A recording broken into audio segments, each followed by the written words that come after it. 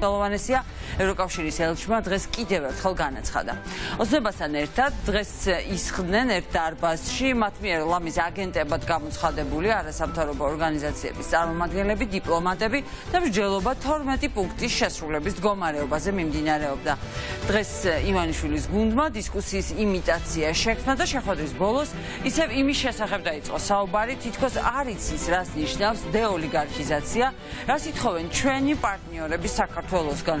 12 პუნქტიანი გეგმა, რომელიც შავი თეთრზე დაწვრილებით გაწერილია და ეს დავალებებიც რომ არ კონდეს, წესით ოცნებამ ისედაც კარგად უნდა იცოდეს, როგორი ქვეყანა უნდა აშენოს იმისთვის, რომ დემოკრატიული სახელმწიფოების ისეთ კლუბში მოხვდეს, როგორიც ევროკავშირია.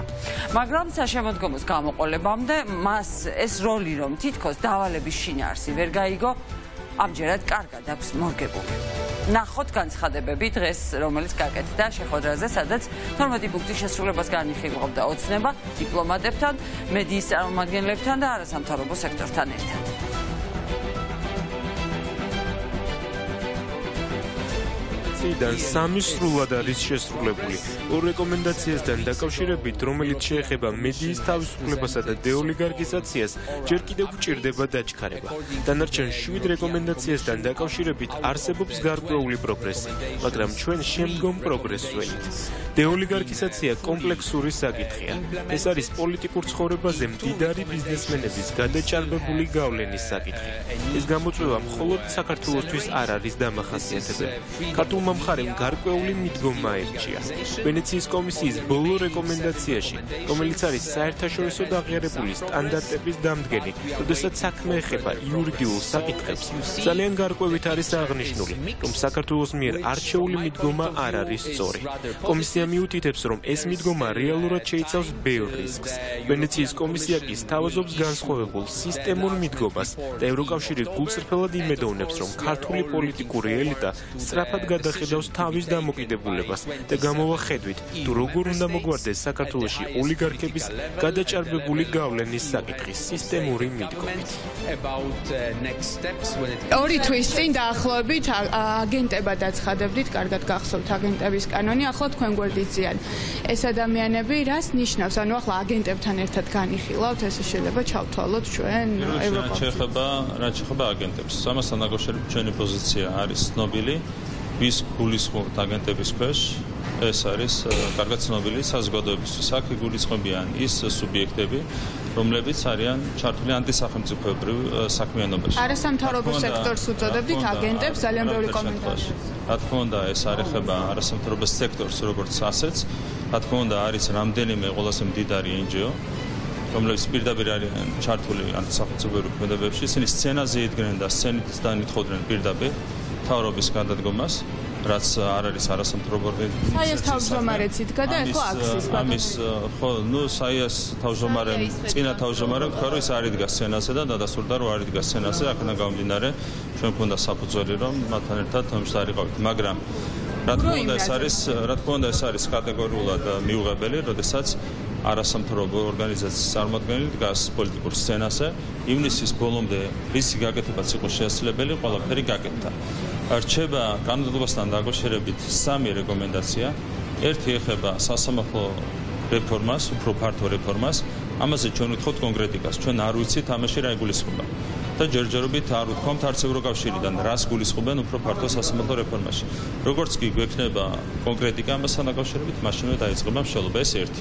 სწორედ იმიტომ ვერ შესულდა ეს პუნქტი, რომ არ ვიცოდით რა იგულისხმება მაშინ კონკრეტულად. ჩვენ უკვე ამ ეტაპზე 3 რეკომენდაცია შეგვიძლია გადავდეთ გვერდზე და ჩავთვალოთ როგორც შესრულებული. დანარჩენებს რაც შეეხება, თვითონ საკანონმდებლო მხრივ ბევრი დარჩენილი არაფერი არ არის, არის სასამართლო საკითხი, სადაც ბოლოს მიღებული ცვლილებების სხვათა შორის შუალედურ ანგარიშში არ იყო გათვალისწინებული. მეორე თვითონ დეოლიგარქიზაციის კანონპროექტი, როგორც ეს ევროკომისიამ გთხოვა, შევაჩერეთ და სისტემურ მიდგომასთან დაკავშირებით გვაქვს კომუნიკაცია ბრიუსელთან, რას ფიქრობენ ისინი, რა მოლოდინები აქვს, სხვათა შორის აქ დიდი რაიმე ხარვეზები ჩვენ ვერ მოვისმინეთ. თუკი ჩვენ საუბრობთ ევროკავშირის მიერ გაცემულ რეკომენდაციებზე, სადაც კონკრეტული საკითხები დაისვა, რა თქმა უნდა, ჩვენ გვჭირდება უფრო მეტად სიცხადე, გზამკვლევები, თუ რა იგულისხმება, ან რა მოლოდინები გამომდინები არსებობს კონკრეტული რეკომენდაციების შესრულებასთან დაკავშირებით. არ გამოირიცხება ის, რომ ჩვენი მოსაზრებები გქონდეს კონკრეტულ საკითხებთან დაკავშირებით, საქართველოს სპეციფიკიდან გამომდინარე, რა თქმა უნდა, თუმცა მნიშვნელოვანია კონსულტაციები და ეს არასდროს არ არის გვიანი, თუნდაც სასამართლო რეფორმასთან დაკავშირებით. სიამოვნებაში კი ყველაფერი ხელის გულზე დევს და ბოლო წელიწად ნახევარია ჩვენ თვალყურს ვადევნებთ ევროინტეგრაციის პროცესის საბოტაჟს. მოусმინოთ დღევანდელი შეხვედრის სხვა მონაწილეებს, ოპოზიციას და სამოქალაქო სექტორს.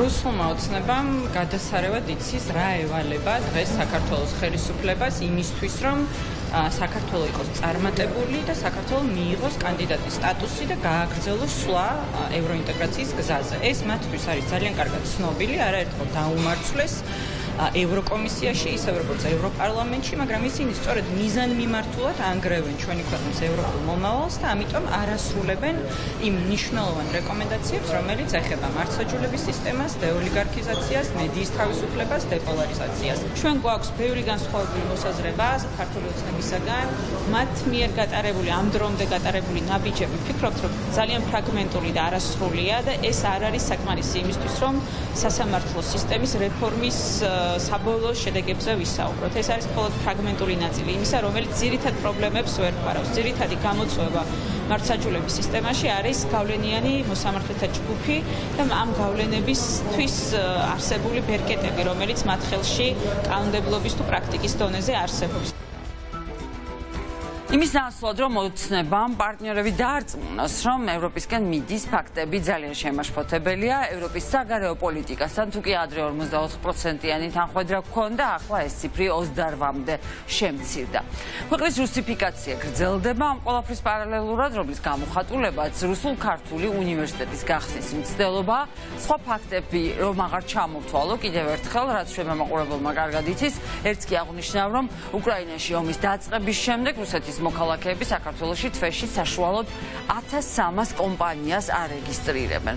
ასე რომ რუსიფიკაცია, ევროინტეგრაციის შანსები თუ დაკარგული შესაძლებლობა ამ თემებზე ვიწყებთ საუბარს და ჩვენი სტუმრები იქნებიან ნიკა ფარულავა, სამოქალაქო აქტივისტი, ედვარდ ჯავახიძე, სამოქალაქო ინტეგრაციის დივანი, ზურაბ ჭიაბერაშვილი, საქართველოს ყოფილი ელჩი ევროპის საბჭოში.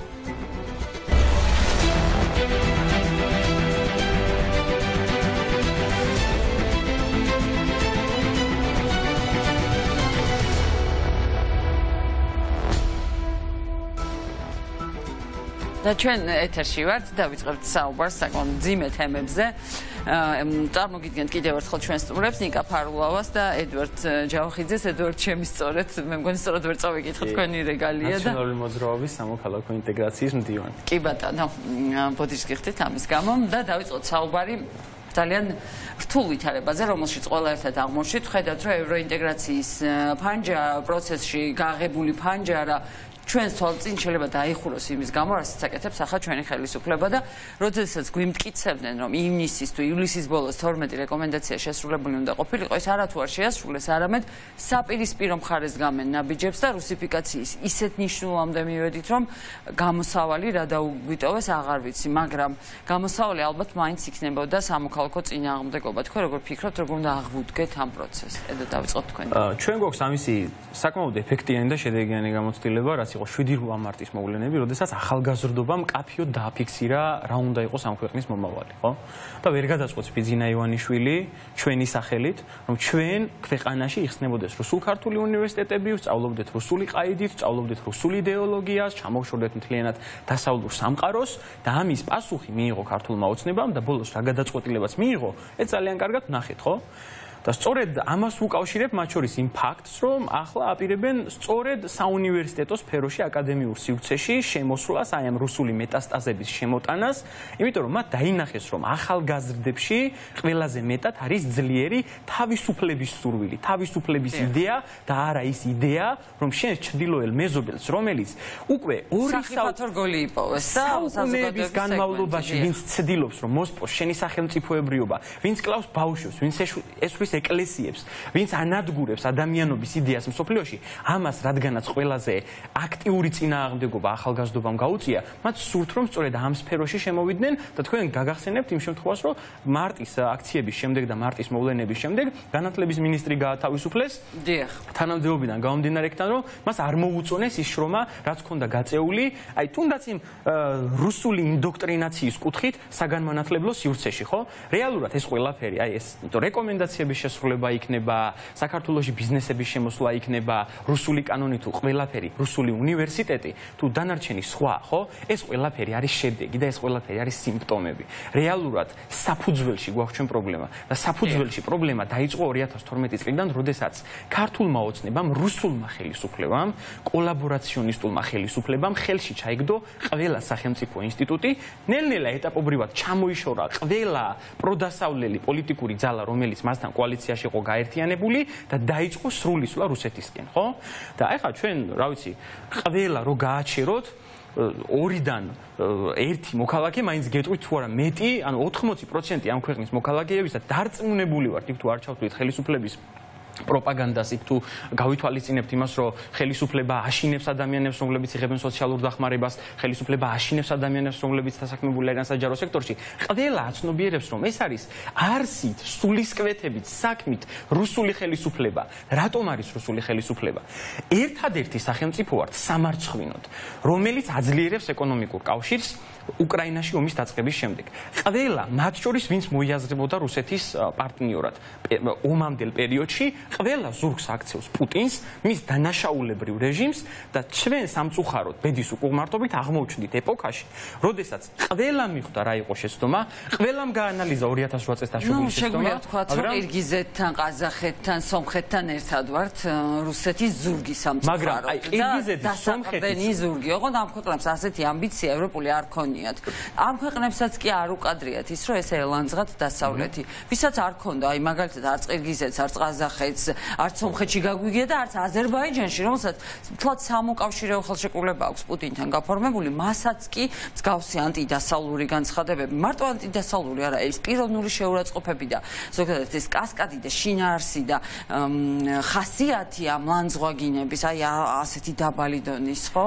არავის არ გაუკეთებია. ჩემს ამის ახსნაც მარტივია, ხო? მის სახელმწიფოები სადაც ჩამოვთვალეთ ყველას მიმართ პატივისცემა, რა თქმა უნდა, სადაც ავტოკრატიული რეჟიმი არის, იქ ავტოკრატიული რეჟიმი ცდილობს იმას, რომ თავის ძალაუფლება შეინარჩუნოს და აი ამ ძალაუფლების შესანარჩუნებლად, რაც იქნება საჭირო, მათ შორის საგარეო კურსის ცვლილება, ამას აკეთებს. მაგრამ ჩვენ ამ ქვეყნებისგან განსხვავებით გვაქვს ავტოკრატიული რეჟიმი, რომელიც პირდაპირ დაქვემდებარებული არის რუსულ ხელისუფლებაზე. ანუ აქ საგარეო კურსის შეცვლის ვარიანტი არ არსებობს, შესაძლებლობა არ არსებობს, იმიტომ რომ ისინი პირდაპირ იღებენ დავალებებს რუსეთიდან. აბა რას უნდა მივაწეროთ ის, რომ ხელახალი გზა კიდევ უფრო ფართოვდება რუსეთის მიმართულებით, იმიტომ რომ ტვირთბრუნვა გაიზარდოს. რას მივაწეროთ ის, რომ მათ შორის სანქციების კუთხით გვეუბნებიან ჩვენი დასავლელი პარტნიორები, რომ საქართველო გამოიყენება ხრელად. რას მივაწეროთ ის, რომ მოხდა თითქმის, აი ბათუმი არის თითქმის რუსიფიცირებული რა. აი უნდა გაიარო ბათუმში და ნახავ რამდენად ძინე და კიდევ უფრო მეტად კინოური ნიკუშასთვის ჩემთვის და საქართველოს ნებისმიერ აი ბავშვობიდან მახსოვს მე პერიოდი, როდესაც ბათუმში ჩამოდიოდნენ მათ შორის რუსი ტურისტები და ყოველთვის იყო გარკვეული სეგმენტი ტურისტების ნაწილი, რომელიც იყო რუსეთიდან, ხო? მაგრამ ახლა რაც ხდება ბათუმში, ამას არავითარი კავშირი არ აქვს ეკონომიკასთან, ამას არავითარი კავშირი არ აქვს ტურიზმთან, ეს გამიზნულად ეს არის თითქოს არის დადგმული ყველაფერი დაგეგმილი, კარგა ხნის მომზადებული და ყველაფერი მიდის ამ გეგმის მიხედვით. ერთ მარტივ მაგალითს გეტყვით. წეგან მოვდიოდი ტაქსით და ტაქსის მძღოლმა მითხრა ესეთი რაღაც, რომ უბრალოდ დღეში ორჯერ ვეცხავ მანქანასო და ამოვიდა რუსი ტურისტი, მანქანაში ჩაჯდა და აი პატარა დასული რაღაც დაინახავ, მეჩხუბაო, მაგინაო, შეურაცხყოფაო მაყენა, მაგრამ აი ეს რო ინდივიდუალური შემთხვევა იყოს, ხო თითქოს არაფერი რაღაც ყოფითი, მაგრამ ამას აქ მასშტაბური სახე მიღებული. აი თუნდაც ბათუმში თავს ის ტურისტებად კი არ გძნობენ. თავს გძნობენ მასპინძლებად ამ ქვეყანაში.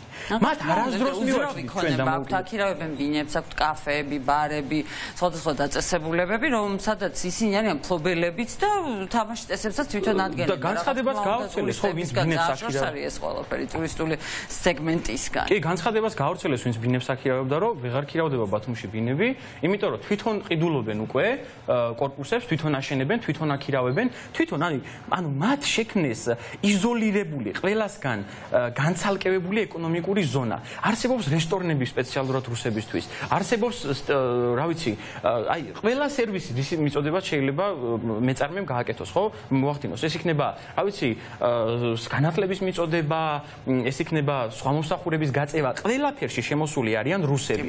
და ყველამ კარგად დაინახა, ამ შემთხვევაშიც კარგად დარწმუნდა ყველა, რომ რუსეთისგან თუ რამე სიკეთე შეიძლება ელოდოდა, რამე სიკეთე შეიძლება მიიღო, ეს შეიძლება იყოს ძალიან ცოტა ხნიანი. პირველ წლებში მართლაც სტუდენტებს ყრიდნენ, არ დაგვავიწყდეს სამწუხაროდ იყო ესეთი შემთხვევები ბინებიდან იმისათვის რომ რუსებზე მიქირავებული იყო ბინები, მაგრამ გამოჩნდა რომ ყველა ეს სიკეთე რუსეთისგან არის დროებითი და რა შედეგსაც ბოლოს გაცილებით უფრო დიდი არის გაცილებით უფრო დიდი რა და მე ვფიქრობ ეს გაკვეთილი უნდა იყოს ჩვენთვის და ყველა უნდა გამოვფხიზლდეთ თორე აი თუ დავკარგეთ დამოუკიდებლობა მე არაფერზე საუბარს აზრი აღარ აქვს არც განათლების პრობლემაზე და არც არაფერზე აი რო იძახიან უფასო იქნება სწავლაო რატო იქნება რატო არის ეს მომხიბვლელი იდეა ხო იმიტომ რომ სოციალურად შეჭირებულია მოსახლეობა ეკონომიკური ზრდა რო გვაქვს ეს ეკონომიკური ზრდა ასეულობით ოჯახთან მიდის მხოლოდ რომელიც ქართულ ოცნებასთან არის დაახლოებული სოციალურად დაუცველი სტუდენტები ვერ აბარებენ უნივერსიტეტში, იმიტომ რომ საცხოვრებლად გადახდილი არ აქვს ფული და პირდებიან რომ საცხოვრებლებს ააშენებენ. კი, 30000 სტატუს შეჩერებული სტუდენტი ყავს. უამრავი სტუდენტი, რომელსაც საცხოვრებელი არ აქვს. დაპირდნენ, ხელისუფლება დაპირდა რომ ააშენებს საცხოვრებლებს, მაგრამ არ ააშენებს. არა და ეს არ არის ეს თანხა, რომელიც სახელმწიფომ არ შეიძლება გაიღოს, ხო? და ეს არის რა უპატრონო ეკლესიას ეშმაკები შეესევიან და ზუსტად ესე. ეს ქვეყანა დარჩენილი არის უპატრონოდ. კი ბატონო. და რუსები რასაც აკეთებენ ყველაფერი არის ლოგიკური. მადლობთ ედო. გადავიდეთ ნიკუშასთან, გექნებათ დრო რომ გავაგრძელოთ საუბარი. ნიკა სამწუხარო პროცესს რო ვადელებთ თვალყურსად რამატულს ეს ყველამ ვიცით, მაგრამ აი დღევანდელი რომ გავაანალიზოთ თუნდაც აი ისევ იგივე ოცნებამ დადო პირობა რომ შევასრულებთ 12-ვე პუნქტს და დღეს გამოაცხადა რომ აი ვერ გავიგეო აი სამოსანი მოსწავლისავით აი თქოს დავალების შინაარსი ვერ გაიგო. ანუ ეს ხო აპრიორი ნიშნავს იმას რომ არ შეასრულებენ ჩვენ ილუზია შეიძლება არც ქონდა, მაგრამ მაინც ამ ოფიციალურ განცხადებებს მნიშვნელობა უნდა მივაქციოთ და ერთის მხრივ რომ ევროპულ დავალებებს ვერ ასრულებ და მეორეს მხრივ რომ რუსიფიკაცია ამ ხარისხში გადაყავს რომ უნივერსიტეტსაც კი ხსნი ანუ ექსპანსია ეს ბილი ექსპანსიის აი ბოლო აკორდი შეიძლება ითქვას რომ პირველ ნაწილით რომ დავიწყოთ 12 პუნქტთან დაკავშირებით ცნობილი გამოთქმა აქვს რომ გამოვიყენოთ ერთხელ როცა მოგატყუებენ შეიძლება მართლა იმის ბრალია ვინც გატყუებს და ის არის მაგარი მეორედ კიდე ერთხელ შეძლოთ გავატაროთ წყავს მესამედ რო გატყუებენ მეოთხე და სისტემურ ხასიათს იღებს უკვე შენი ბრალია ანუ ჩემ თავზეც ვამბობ ამას პირველ რიგში ხომ მე არასდროს არ მჯეროდა მათი ამ დაპირებების განსხვავებული პოზიცია მქონდა სულ რატო საუბრობ ამ ყველაფერს როდესაც ქართული ოცნება ამბობდა რომ ივნისის ბოლომდე შევასრულებთ გავიდა ივნისის ბოლო მოვიდა არაფერი შესრულებული არ არის ისევ დაუბრუნდით ევროკომისიის შუალედურ დასკვნას და იმავეს ამბობს უკვე ელჩიც რომ ისევ იმ წერტილში ხართ ამიტომ მე მგონია რომ ქართულმა ოცნებამ არ უნდა ისარგებლოს პირველ რიგში ოპოზიციური სპექტრის ნდობის მინიმალური მანდატითაც კი ანუ რომ მათთან მუშაობას აზრი აქვს ესე ვთქვათ მათთან რაღაც საერთო მაგიდასთან დასწრომას და რეფორმების გატარებას ვაიძულებთ იმიტომ რომ ჩვენ გვახსოვს ხო რამდენიმე არასამთავრობო ორგანიზაცია საერთოდ არც შეუშვეს იმ ოთახში სადაც ეს უნდა განხილულიყო პირდაპირ წერია ამ დროს სამოქალაქო საზოგადოების ჩართულობა ამ 12 პუნქტში ამიტომ მე მგონია რომ რაღაც ეს საკომუნიკაციო სივრცე ნელ-ნელა უკვე უნდა დახურულიყო, მაგრამ რაც შეიძლება სწრაფად უნდა დაიხუროს იმისთვის, რომ ეს ადამიანები უნდა გახდნენ კეთროვანები ქვეყნის შიგნით და უნდა მიიღოს. ეს კანონი ამას უზრუნველყოფდა, მაგრამ ვერ მიიღეს. კი, ზუსტად, ამიტომ ეს ადამიანები უნდა გახდნენ კეთროვანები ქვეყნის შიგნით და ყველანაირი ილუზია პირველ რიგში, როდესაც აი ბოლო დღების განმავლობაში აქტიურად მიდის მსჯელობა რაღაც გაერთიანებებზე, ვინ როგორ გავა არჩევნებზე, ამიტომ მე მგონია, რომ გაერთიანების პირველი ეტაპი ყოველთვის უნდა იყოს საერთო შეთანხმებული გზავნილები. არს გულისხმობ ამაში ყველასი აბსოლუტურად ეს შეიძლება იყოს პირველ რიგში ის რომ მაგალითად მოქალაქეებს უნდა აუხსნათ რომ ქართული ოცნების პირობებში ევროკავშირი ნატო შესაბამისად კეთილდღეობა ბედნიერება და უსაფრთხოება გამორიცხულია შეუთავსებელია ივანიშვილი და დასავლური და ქართული ღირებულებები ერთმანეთთან როდესაც საპირისპირო ხდება და როდესაც საუბარი მიდის იმაზე რომ ქართულ ხალხს მაინც რაღაც ეკუთვნის ამ დროს ისრები ჩვენ დაუნებურად გადაგყავს ევროკავშირისკენ დასავლეთისკენ რომ აი თქვენ თუ არ მოგცემთ სტატუსს ჩვენ შეიძლება აქ კიდევ უფრო გაიზარდოს ანტიდასავლური განწყობები რასაც გამოიყენებს ქართული ოცნება და ეს კონკრეტული რიცხვებით არის გამყარებული. Edison Research-ის კვლევა არსებობს, რომელსაც ხშირად იყენებენ ოპოზიციური პარტიები, ოღონდ იმის დასანახად, რაც კონკრეტულად ამ ადამიანებს შეიძლება კონკრეტულ ვითარებას სჭირდებათ, არ მგონია თითქოს თავს მესხმია რეალობა მინდა რომ დავინახოთ. 64% საქართველოს მოქალაქეების გამოკითხულთა თulis რომ ქართული ოცნება არ ასრულებს რეკომენდაციებს, ოღონდ ამის პარალელურად 94% თulis რომ ქართულ ხალხს სტატუსი მაინც უნდა მისცენ და ეკუთვნის. ეხლა ლოგიკურად რომ მივყვეთ, ხო? თუ უარი იქნა დეკემბრის თვეში ხო კანდიდატის სტატუსთან დაკავშირებით. აი ეს ადამიანები ვის დააბრალებენ უარს ხელისუფლებას თუ დასავლეთს, ხო? ანუ ვისი გზავნილი გამყარდება. ამიტომ ჩემი აზრით იმაზე რაზეც ჩვენ არ გვაქვს გავლენა, რაც წყდება ევროპის დიდი ევროკავშირის წევრი ქვეყნების დედაქალაქებში.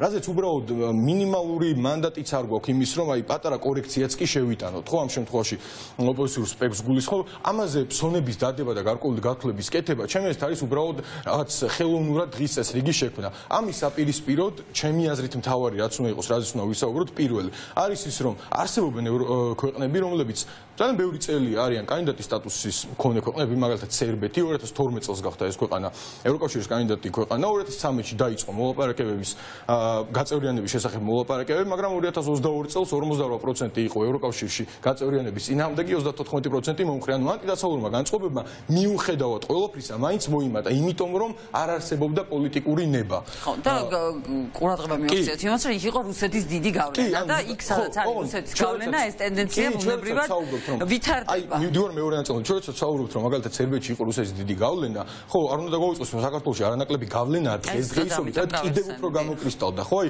როცა საუბრობთ ქართულ-რუსულ უნივერსიტეტზე, ხო, უნდა ვიცოდეთ, რომ პრიმაკოვის ფონდი, რომელმაც ესე ვთქვათ, აიღო ვალდებულება თავის თავზე, რომ ამ უნივერსიტეტს გახსნიდა, არის გორჩაკოვის ფონდის შვილობილი ფონდი, რომელიც 2015 წელს უკრაინაში აიკრძალა უკრაინის უსაფრთხოების სამსახურის მიერ, იმიტომ რომ ეს ფონდი უკრაინაში სტუდენტებში ავრცელებდა რუსულ პროპაგანდას. ამიტომ უფრო ნათელი რო იყოს მოქალაქეებისთვის რეალურად რასთან გვაქვს საქმე, რომ ეს უბრალოდ დიდია საფრთხე. კი, როდესაც დიმიტრი ლორთქიფანიძე მაგალითად საუბრობს, რომ რაღაც კლასიკოსებს უნდა გაეცნონ, რუს კლასიკოსებს საქართველოს ქართული ახალგაზრდები, ჩვენ უნდა ვუთხრათ მოქალაქეებს, რომ ეს ყველა ბრწყალებში არასამთავრობო ორგანიზაცია პუტინის 2007 წლის ბრძანებით შეიქმნა და პირდაპირ წერილია ამ ბრძანების დოკუმენტში იმისთვის, რომ რუსული რბილი ძალა იყოს გატარებული მსოფლიოს სხვა ქვეყანაში, განსაკუთრებით პოსტსაბჭოთა ქვეყნებში. და მეორე ნაწილი, რა შეიძლება ასწავლონ, როდესაც კლასიკოსებზე საუბრობს და რომ არ მოტყუდნენ ჩვენი მოქალაქეები, ხო? მით უმეტეს, როდესაც ეს შეიძლება უფასო იყოს და ვიღაცა მართლა შეიძლება დაიძროს, რომ იქ რაღაც პუშკინზე დაელაპარაკებიან ჩემს თანატოლებს და ჩემი თაობის წარმომადგენლებს. როდესაც პრიმაკოვის არსებობს ესეთი პრიმაკოვის დოქტრინა, რომლის მთავარი ესეთი შინაარსი, მთავარი ღერძი არის ის, რომ რუსეთი უნდა იყოს აი შემდეგი წლები როდესაც მიიღეს, შემდეგაც 50 წელი, უნდა იყოს მთავარი აქტორი საერთაშორისო პოლიტიკაზე, მთავარი გავლენას რუსეთი უნდა ახდენდეს და მისი მთავარი პრიმაკოვის დოქტრინის მთავარი მიზანი არის ანტიამერიკული განწყობების გაღვივება. ანუ უარი ნატოზე, უარი დასავლეთზე და ხო იმისთვის რომ რაღაც რუსეთი იყოს მეორე მთავარი გავლენის მქონე და ჩინეთთან თანამშრომლობა. ანუ დღევანდელ ვითარებას სრულად ესადაგება და ქართული ოცნება ხომ ბუნებრივი მოკავშირეა თუ პირდაპირ აღარ ის. დღევანდელ ვითარებას სრულად ესადაგება და ამის პარალელურად როდესაც უსაფრთხოებაზე ვსაუბრობთ, ხო? ანუ ძალიან ბევრი კითხვა ჩდება უკრაინაში რაც ომი დაიწყო იმის შემდეგ, ლეგიტიმური შიშები მოქალაქეების, რომ აი იმ შემთხვევაში რუსეთმა აი საქართველოს რამე აგრესია რო განახორციელოს, რა ვითარებაშია საქართველოს დავდაცვა. ამიტომ როდესაც ჩვენ პოლიტიკური მეხსიერება ძალიან ხანმოკლე გვაქვს და ვიღაცებს ბევრი რაღაც უправდებათ ბწყალებში რო ვთქვათ, ის უნდა გვახსოვდეს, რომ 2012 წლის შემდეგ სუსის არც ერთ რუსეთის არც ერთი აგენტი არ თუ დაკავებული, იდენტიფიცირებულიც კი არ ყავს. სხვა ყველაფერს რო შევეშვათ, ჯარისკაცების დევნას და ასე შემდეგ.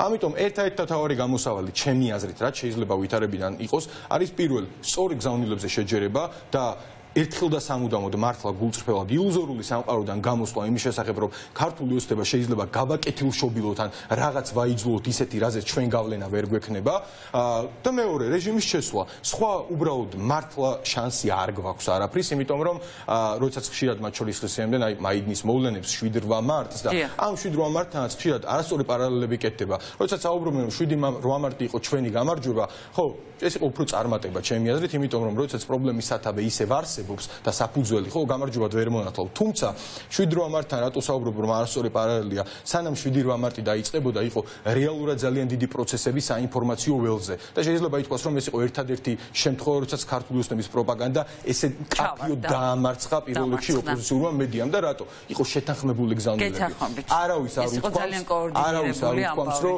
ჩვენ შევალთ ახლა მუხლობრივ მსჯელობებში და ამ კანონს გავაკეთილშობილებთ, ამ კანონში რაღაც B პუნქტ შევაცვლევინებთ. არა, იყო ცხადი, მიიღებ ამას ამ კანონ პროექტს კანონად აქცევ, მიიღებ სილას, მიიღებ მუშს ცხვირში, ძალიან მარტივად. ამიტომ კი, როდესაც გვაქვს ბელორუსის მაგალითი, როდესაც 300.000-იანი აქციები იყო 2020 წელს და როდესაც ბელორუსებმა კი ხელი ვერ შეუბრუნეს რეჟიმს და ეს რკინისხელმა სისტემის ყველას მიაკითხა, ხო, ბოლო-ბოლო ჩვენს უნდა მივიღოთ გადაწყვეტილება რეჟიმთან თანამშრომლობთ ისე რომ ელჩს უარი ვერ უთხარი ბჭყალებში, რითიც ერთი კვირის წინ რაღაცები ასე ვთქვათ გაამართლეს, თუ ბოლო-ბოლო ყველა ხდება იზოლაციაში და ყველა არის მოღალატე როგორც პარლამენტის შენობაში, ისე ტყეში, სკვერში თუ რაღაც ფორმალურ არაფორმალურ სადილეზე. რუსულის კანონის მიმცემი ხელისუფლებისგან რომ კიდევ რაღაცა დიალოგი და მოლაპარაკება შეუძლებელია ასე. ალბათ ეს ირაკლი ყობახიძე არის მოღალატე ოფიციალურ, არაოფიციალურ შეხვედრებზე, სადილებზეც და ყველა კონფერენციაზე. ეს უნდა იყოს თავარი ხაზი და არა ის რომ პარლამენტში მე ეთერში მოქალაქეებს ვეუბნები რომ ირაკლი ყობახიძე არის თანამედროვე სერგო ორჯონიკიძე და ამის პარალელურად რაღაც ტრენინგებზე დავდივარ მასთან ერთად. კი ბატონო, ეს მართლაც ერთ-ერთი მთავარი თემაა და დისკუსიის თემა. არა მხოლოდ აქ, მე მაგალითად წერენ მოქალაქეები, ვიღებ ძალიან ბევრ წერილს, რომ რატო არ ეუბნებით ოპოზიციას დატოვოს პარლამენტი, იმიტომ რომ პარლამენტში ახლას ხედან რუსული კანონის მხარდამჭერი, ანუ რუსი და მოღალატე ხელისუფლება და ამაზე რატო არ მიდის დისკუსია. უბრალოდ იმდენად ბევრი თემა გვეყრება თავზე და ქართული ოცნების პროპაგანდა ხო ამ მხრივ არის მართლა 5-ოსანი თუ 10-ოსანი, რომ ყველა მხრივ რეაგირებას ვერ ვასწრებთ და შეიძლება ყველაზე მთავარი დაგვეკარგოს და აი ვეთანხმები ნიკუშას აი აბსოლუტურად რომ 8-9 მარტის მოვლენები ეს იყო წარმატებული ქართული გაზაფხული და ვექნება თუ არა აი წარმატებული შემოდგომა, იმიტომ რომ ამის მერე კიდე უარესი გაგვიბედეს, ხო? მივედით უვიზო მიმოსვლაზე, მივედით ფრენების გახსნაზე და ახლა უნივერსიტეტთანაც მალე შეიძლება ამ წითელი ბანერის თუ ლენტის გახსნასაც თვალყური ვადევნოთ და ეს ყველაფერი ჩვენ ტელევიზიით გადავრთოთ, ვივიშვიშოთ და იყოს ამაზე კრიტიკა, მაგრამ აი თუ იქნება შემოდგომა და შემოდგომას იმიტომ ვამბობ, რომ უკვე ევროკომისიის დასკვნა იქნება მნიშვნელოვანი ქართველი ახალგაზრდობა და ქართული ლიბერალური საზოგადოება, პროდესალური საზოგადოება იბრძოლებს თუ არა სისტემატიზირებულად ამისთვის. ედო გეკითხებით როგორც ახალგაზრდას და როგორც პარტიის წევრსაც ამავდროულად. კი ბატონო, შემოდგომაზე რაც არ უნდა ისეთ პასუხი მივიღოთ ევროკომისიისგან, ეს იქნება კანდიდატის სტატუსზე დადებითი პასუხი თუ უარყოფითი პასუხი, მოცემულობა არ იცვლება, რომ ხელისუფლება არის შესაძლებელი. ხელისუფლება არის რუსული და არა ირაკლი ყობახიძე ან რომელიმე ჭანჭიკი ამ სისტემის. ბიძინა ივანიშვილი პირდაპირ, იმიტომ რომ ძალაუფლების წყარო, მათი ლეგიტიმაციის წყარო არის ბიძინა ივანიშვილი და სანამ არ მოხდება მისი დემონტაჟი ძალაუფლებიდან, შეუძლებელია ჩვენ ვისაუბროთ ამ ქვეყნის რეალურ ევროპიზაციაზე, ხო? მაგრამ აქ კანდიდატის სტატუსზე როცა ვსაუბრობთ, არ უნდა დაგვაუწყდეს ერთი რაღაც, რომ უკრაინის ომი ის სისხლისღვრელი ომი, რომელიც ახლა მიმდინარეობს, არის რა თქმა უნდა ტრაგედია, რომელმაც შეცვალა მთელი პოლიტიკური დღისწესრიგი, საერთაშორისო პოლიტიკური დღისწესრიგი და მათ შორის გახსნა შესაძლებლობის ფანჯარა. ასეთი შესაძლებლობის ფანჯარა შეიძლება არ გაიხსნას კიდე ნახევარი საუკუნე, ხო? და ბუნებრივია, რომ ნებისმიერი გონივრულად მოაზროვნე, სახელმწიფოებრივად მოაზროვნე პოლიტიკოსი, პოლიტიკური ძალა ორიენტირებული უნდა იყოს იმისკენ, რომ მისი პასუხისმგებლობის ფარგლებში ყველაფერი გააკეთოს, რომ ეს შესაძლებლობის დროებითი ფანჯარა იყოს გამოყენებული და ქვეყანა მიიღოს კანდიდატის სტატუსი. მაგრამ თუ ქვეყანა ვერ მიიღებს კანდიდატის სტატუსს, ამაზე სრული პასუხისმგებლობა იქნება დაკისრებული, რა თქმა უნდა, ხელისუფლებაზე. იმიტომ რომ აი რას ვთქვით, ხო? რა შანსიც გვაქვს ოღონდ ეს უნდა აუხსნათ ქართულ ხალხს. აი, სწორედ ამიტომ ვიძახით, ვინ იქნება დამნაშავე, რომ მას ისტორიული არჩევანი მოპარეს და ისტორიული შესაძლებლობა. კი ბატონო, სწორედ ამიტომ არის პასუხისმგებლობა პოლიტიკურ პარტიებზე, სწორედ ამიტომ არის პასუხისმგებლობა პოლიტიკოსებზე, რომ ეს ერთი შეხედვით რთული კონსტრუქციები ადამიანებისთვის გასაგებ ცვლილებამდე დაიყვანოს, ხო?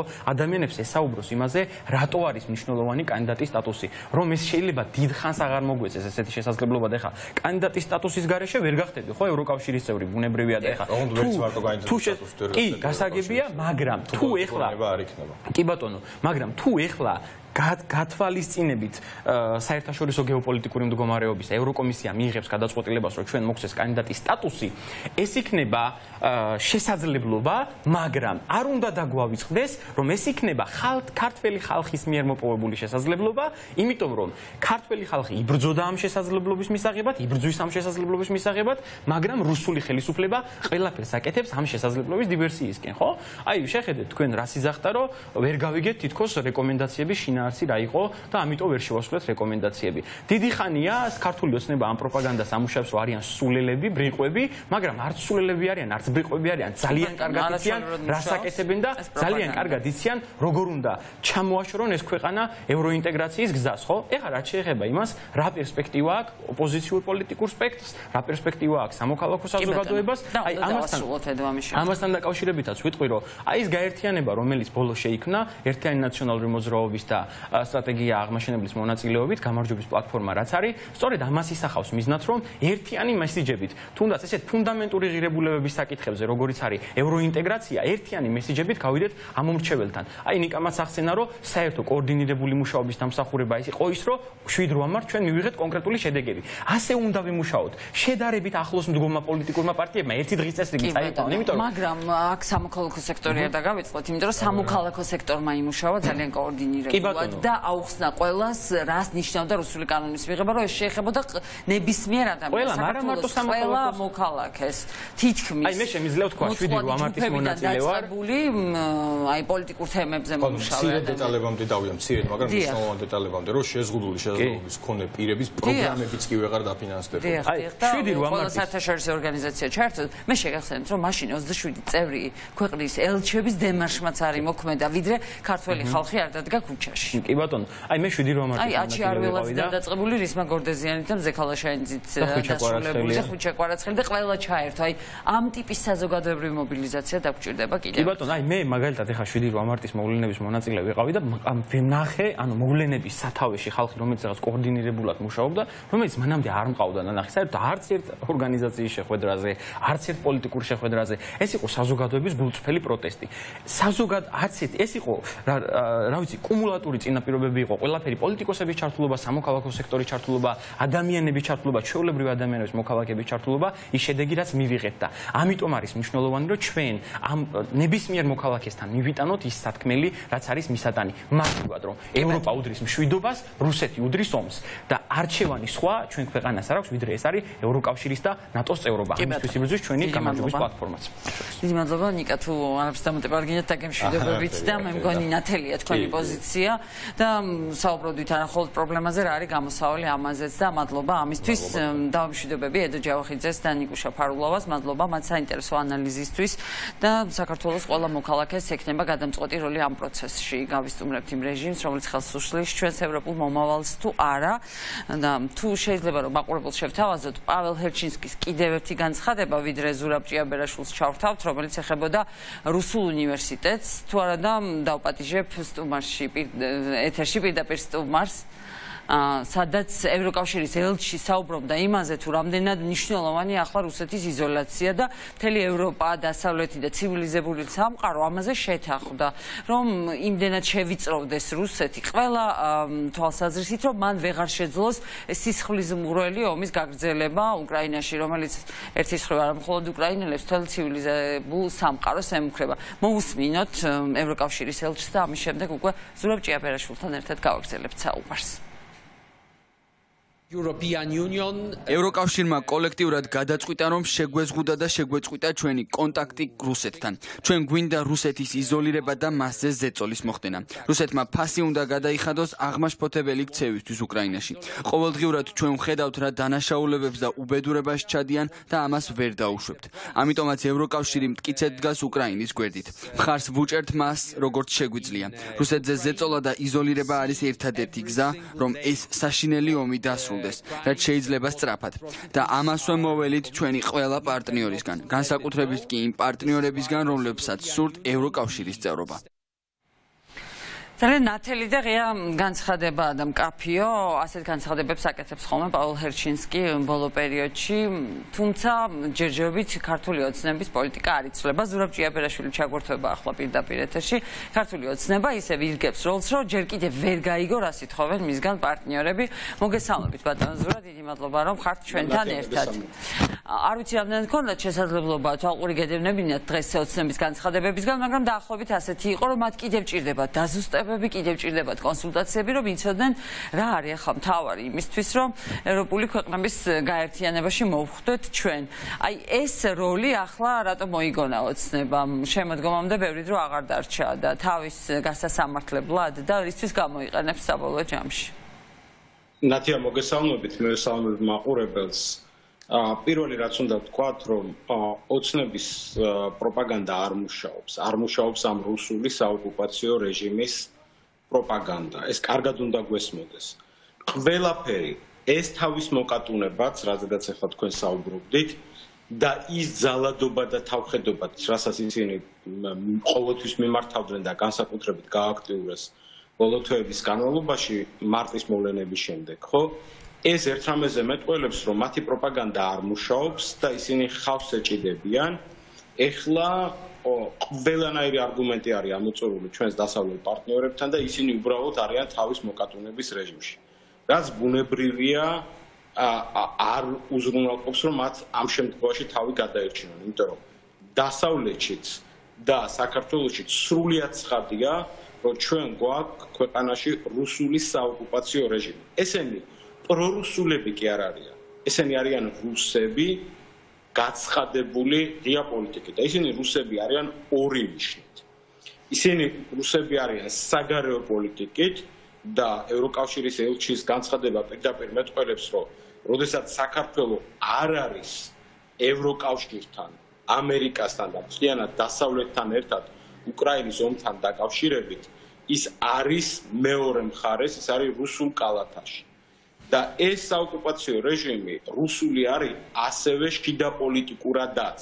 იმიტომ რომ მისი ავტორიტარული ბუნება ძალიან გავს იმას, რაც დაამყარა თავის დროზე ბელორუსში ლუკაშენკომ ან რუსეთში პუტინმა. ამიტომ ისინი რუსები არიან ორივე ნიშნით, საგარეო პოლიტიკითაც და შიდა პოლიტიკურადაც.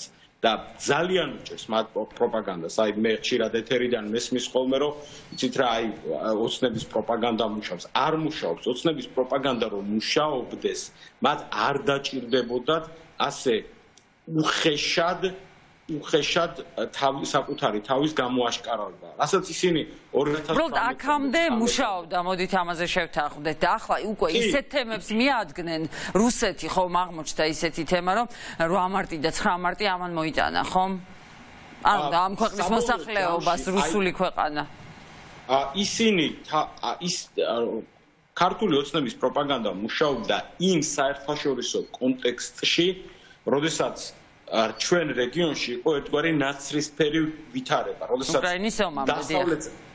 დასავლეთს არ უნდოდა ძალიან იმ ტიპის კონფრონტაცია რუსეთთან, რაშიც დღეს იმყოფება, მაგრამ შარშანდელი 24 თებერვლიდან სამყარო გახდა შავ-თეთრი და მოისპო ის ნაცრისფერი ზონა, სადაც ივანიშვილს აი ამ პირდაპირ მოსკოვის ხელდასმულ გუბერნატორს საქართველოში ქონდა ლავირების საშუალება. დღეს ეს ლავირების საშუალება არ არის. რუსეთზე მინდა ვთქვა ნათია ერთი რამ, როდესაც ჩვენ ევროკავშირის სანქციებზე ვლაპარაკობთ. ელჩის განცხადებაში იყო, რომ დღეს რუსეთის იზოლირება საჭირო არის იმისათვის, რომ მას გამოეცალოს ეკონომიკური ძალა, რომ აწარმოოს ის ომი, რასაც აწარმოებს უკრაინაში.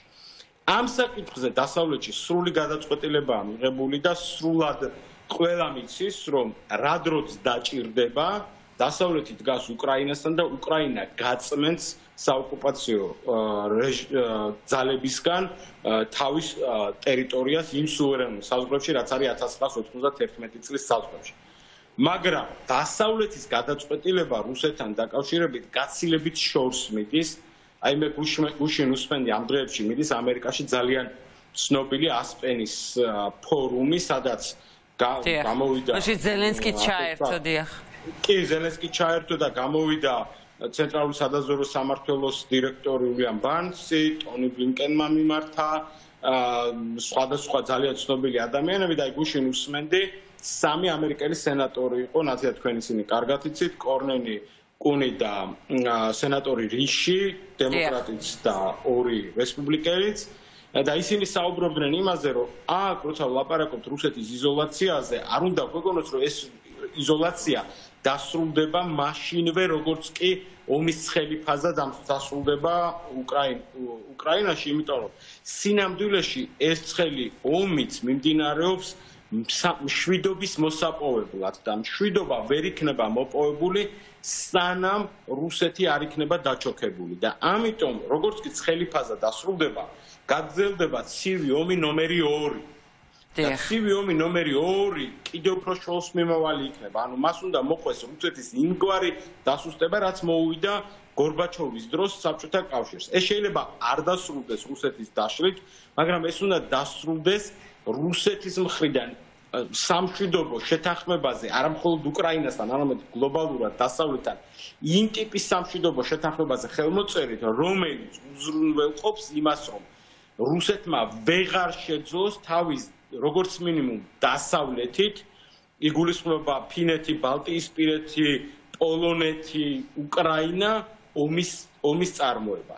ამ ვითარებაში, როდესაც ჩვენ ომის ცხელი ფაზის დასრულების შემდეგ წინ გველოდება ცივი ომი ნომერი 2 საქართველოს დარჩენა რუსულ სივრცეში უბრალოდ იმას კი არ ნიშნავს რომ აქ რუსეთი პირდაპირ თავის სამხედრო დიქტატურას დაამყარებს არამედ ეს ნიშნავს უკიდურეს გაღატაკებას და უკიდურესად სოციალური ვითარების დამძიმებას რატომ იმიტომ რომ დასავლური სანქციები საბოლოო ჯამში 3-4 წლიან პერსპექტივაში რუსეთს იმ მდგომარეობაზე მიიყვანს ეკონომიკურად ჩვენ დღესაც ხედავთ უკვე უზარმაზარ საბიუჯეტო დეფიციტს რუსეთში ხო იმ მდგომარეობამდე ამიტომაც დაეცა რუბლი იმ მდგომარეობამდე მიიყვანს რომ ეს შეუძლებელია არ აისახოს საქართველოზე თუ კი ის იზოლირებული იქნება დანარჩენი სამყაროსაგან და ის იქნება რუსული სამყაროს ამიტომ ეროვნული გადარჩენის ამოცანა საქართველოში ამ საოკუპაციო რეჟიმის დასრულება და რუსული სივრციდან გამოსვლა. აქ არ არის ლაპარაკი იმაზე და დასავლეთიდან არავინ არ ითხოვს იმას, რომ საქართველოს საომარ მოქმედებებში ჩაერთოს. აქ ლაპარაკია იმაზე, რომ საქართველოს გააკეთოს ძალიან მჭიდრო ინტეგრაცია ევროპულ და ევროატლანტიკურ ინსტიტუტებთან, რომ რუსეთმა ვერ გაბედოს საქართველოში მორიგი სამხედრო აგრესია, რასაც ის აუცილებლად გააკეთებს. თუ კი საქართველოს დარჩება იმ მოწყვლად მდგომარეობაში, რა მოწყვლად მდგომარეობაშიც დღეს ის არის. კი, ეს ძალიან მძიმე პერსპექტივაა და ყველამ კარგად უნდა გაიაზროს, რომ ეს მართლაც გარდაუვალი იქნება, თუ კი მოვლენები ასე განვითარდება და რასაც უყურებთ, ასე ხდება. და აი ამ ფონზე თქვენი შეფასება მინდა მოვისმინო უნივერსიტეტთან დაკავშირებით. ეს რუსულ-ქართული უნივერსიტეტი დიმიტრი ლორთქიფანიძე ხშირად ახმოვანებს ისეთ გადაწყვეტილებებს რუსეთის, რომელიც ძალიან მალე აღსრულდება ხოლმე და უშინ ჩვენ გავიხსენეთ, როდესაც მან თქვა უვიზო მიმოსვლის აღდგენაზე, ფრენების აღდგენაზე და მაშინვე ითქვა ეს უბრალოდ მაშინ ეს იმდენად წარმოუდგენელი იყო ახლა აქ უნივერსიტეტზე ლაპარაკი რომ მედიას განსაკუთრებული ყურადღება ამ თემისთვის არ მიუქცევია. რამდენ სახიფათოა ეს რბილი ექსპანსია და ამ იდეოლოგიური იარაღის გადაცემა რუსეთისთვის იმ მდგომარეობაში, რა მდგომარეობაში დღეს არის საქართველო. თითქმის ყველაფერი რომ მართლა პენეტრირებულია რუსეთი ყველგან. მიუხედავად იმისა, რომ რუსეთს დღეს საქართველოში თბილისში უზის თავისი საოკუპაციო რეჟიმი, ამის მიუხედავად არც რუსეთი და არც საოკუპაციო რეჟიმი თავს მყარად არ გრძნობს. არ გრძნობს ზუსტად იმის გამო, რაც ბოლოს ჩვენ მარტში ვიხილეთ, რომ ქართული საზოგადოება მკვეთრად ანტირუსულია და ანტისაოკუპაციო. ეხლა ნათია თითქოს არაფერი არ ხდება ქვეყანაში, მაგრამ ის მუხტი, რაც მარტში იყო, არსად არ გამქრალა და ის აუცილებლად ამოხეთქავს.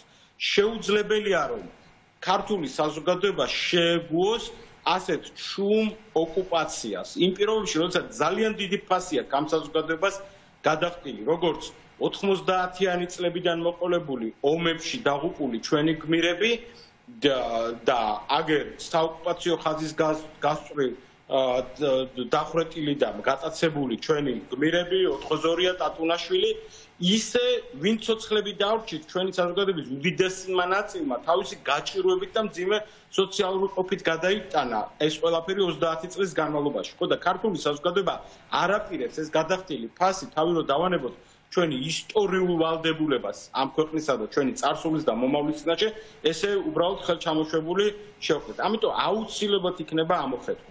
და ამიტომაც ვერც რუსეთი და ვერც მისი საოკუპაციო რეჟიმი თავს მყარად ვერ გრძნობს. ამიტომ და ივანიშვილმა იცის რომ აი ასე რომ მივიდეს დღეს ამ მდგომარეობაც არის ნათია ხო ესე რომ მივიდეს არჩევნებამდე ის არენდობა ქართველ ხალხს ხო მან იცის რომ შეიძლება ძალაუფლება დაკარგოს და ჩემი ღრმარწმენით ის აუცილებლად დაკარგოს შეიძლება არჩევნებამდეც მოხდეს ეს ყველაფერი გააჩნია როგორ მოიქცევა ივანიშვილი მაგრამ ივანიშვილის ტაქტიკა ეხლა არის რომ რაც შეიძლება საზოგადოება ასე ვთქვათ დააჩოქოს და ისეთი გახადოს, ისე გატეხოს საზოგადოება, რომ არჩევნებს აზრი დაუკარგოს საერთოდ. ანუ მან საქართველოს არჩევნებამდე უნდა აქციოს გაფორმებულ ბელარუსად, რომ არჩევნებზე უკვე მივიდეს გაფორმებული გამარჯვებით. ამიტომ მას ჭირდება ძალადობაც და აი ეს სემის ფაქტები, რასაც ჩვენ ხედავთ, სუსის მიერ დაორგანიზებულს, ამის ნაწილია, ამის ნაწილი არის ერთი და მეორე ლაზარეს, აი ახლა ესე იგი ჩვენ გავიგეთ მეორე ფაქტი, როდესაც უკვე მეორე ლაზარე არის ციხეში გაუგონა რა სტუდია მონიტორმა გამოძიება გააკეთა და მე ვთხოვდი ყველა მედიას რომ ეს თემა უფრო და უფრო კარგად გააცნოს საზოგადოებას, მადლობა სტუდია მონიტორს. ამ ტიპის ახალგაზრდების ამ ტიპის დაჭერებით დააშინოს ახალგაზრდობა და ის თაობა, რომელზედაც გაიარა მარტის მოვლენება და რა თქმა უნდა ის მთელი სიბინძურის კამპანია, რასაც ზოგადად ეს საოკუპაციო რეჟიმი ქართული ოცნება მიმართავს. ამიტომ მათ აი ამ ტაქტიკის ნაწილი არის, როგორც თქვენ თქვით, ნათია, სიმბოლური ნაბიჯები, ხო? სიმბოლური ნაბიჯები გარდა იმისა, რომ რეალურ საფრთხეს შეიცავს რუსების მასობრივი ჩამოსვლა საქართველოში, ეს სიმბოლური ნაბიჯი ფრენები, ხო, ასევე ძალიან არსებით იყო და უნივერსიტეტზე საუბარიც, რომელიც ახლა წამოიდგეს, ესეც მნიშვნელოვანია, ეს ყველაფერი როგორც მოზაიკის სხვადასხვა კენჭი ემსახურება აი ამ საქართველოს გაფორმებას გუბერნიათ რომ ქართულ საზოგადოებას უთხრან რომ თქვენ წინააღმდეგობა აზრი არ აქვს, რასაც გვინდა იმას გავაკეთეთ. ამიტომ მნიშვნელოვანი არის აი ამ ასეთი ცალკეული ინიციატივების მიმართ პროტესტი, მაგრამ კარგად უნდა გვესმოდეს, რომ ჩვენი მთავარი ფოკუსი მაინც უნდა იყოს აი ამ საოკუპაციო რეჟიმის შეცვლა. რეჟიმის გარეშე ჩვენ ნენელა მაინც მარჩი დავახევინეთ უკან, მაგრამ საბოლოო ჯამში ჩვენ წინ ჯერ არ წაგვიწევია და საჭირო არის ჩვენი ერთიანობის წინ წაწევა და მე ხა ვიდრე ჩავერთვებოდი უსმენდი ორ აღარჩეულებრივ ახალგაზრდას და ძალიან მიხარია და ჩემი ოპტიმიზმი თავარი წყარო არის ის რომ აბსოლუტურად საღად მსჯელობს ის თაობა რომელმაც უნდა გადაიბაროს ამ ქვეყნის მართვა ეს არის ყველაზე ჩემი ოპტიმიზმის საფუძველი და ყველაზე თავარი ამით დავასრულებ ნათია ამით ჩვენ უნდა მოვეშვათ ცხვირის აბზუებას ერთმანეთის მიმართ, რომ ის პიროვნება არ მომწონს, იმ პარტიის ეს პროგრამა არ მოწონს, იმას ეკონომიკური პროგრამა არ უარგა, იმას ჯანმრთელობის, იმას სოციალური და ასე შემდეგ. არ არის ამის დრო. რუსები გვასხედან თავზე, ბოლშევიკები გვასხედან თავზე, კომუნისტები გვასხედან თავზე. ამიტომ ეხლა არის, რა თქმა უნდა, აქ არ არის ლაპარაკი პარტიების შერწყმაზე, მაგრამ კოორდინირებული მოქმედება ერთიანი მესიჯი საოკუპაციო რეჟიმის წინააღმდეგ არის არსებითად მნიშვნელოვანი. ძალიან დიდი მადლობა, უღრმესი მადლობა საინტერესო ანალიზისთვის და ოპტიმიზმისთვისაც. რა თქმა უნდა, ყველას ცნობიერეთ, რომ ძალიან რთული ბრძოლაა და განსაკუთრებული როლი ექნება ყველა ადამიანს და სახელმწიფოებრივ აზროვნებას ამ პროცესში. მადლობა ზურაბ ჭიაბერაშვილს, რომელიც გვერდთვებოდა პირდაპირ ეთერში. ზუსტუმარი ამით დასრულებულია, საუბრობდით რუსიფიკაციის ძალიან მძიმე ფორმებზე, რომელშიც დღეს ქვეყანაა და ევროინტეგრაციის პროცესი, რომელიც ქართული ოცნების ხელში ფაქტობრივად განწირულია, იმიტომ რომ 12-დან მხოლოდ 3 დავალების შესრულების გამო ძნელად წარმოსადგენია, რომ ევროკავშირმა დადებითი გადაწყვეტილება მიიღოს. დიდი მადლობა, რომ გვიყურეთ, კარგად სარდებოდეთ.